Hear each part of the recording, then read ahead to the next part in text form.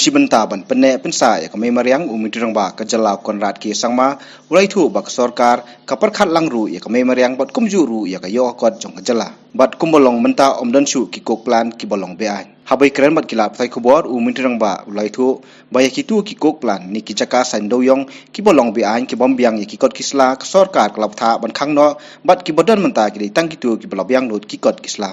Yes, in fact, we have been always stressing on the fact that the entire movement is towards balancing between the environment, which is ecology, and the economy.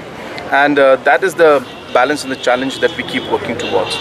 And that is why there are guidelines and principles based on which certain industries can be set.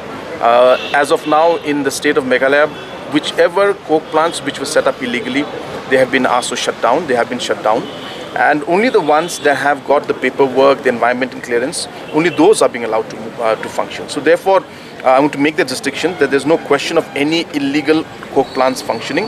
And number two, as we move forward, we would want to see that more and better technology is used so that the environment aspects are reduced, while we also look at job creation and employment and ensure that the economy also is sustained. So therefore, the balance between these two is challenging, but as we move along with the help of technology, we are hopeful that we'll be able to achieve that. But to answer your question in one line, that there is no question of any illegal plants functioning. Any plant that functions illegally has been closed, and if anything, any other plants that try to come up will also be closed in the future. Yeah, sure. Things don't happen overnight. This is a process that requires things to be done. But we have made a start, and a lot of things are happening now, and it will take time for us to bring everybody on board.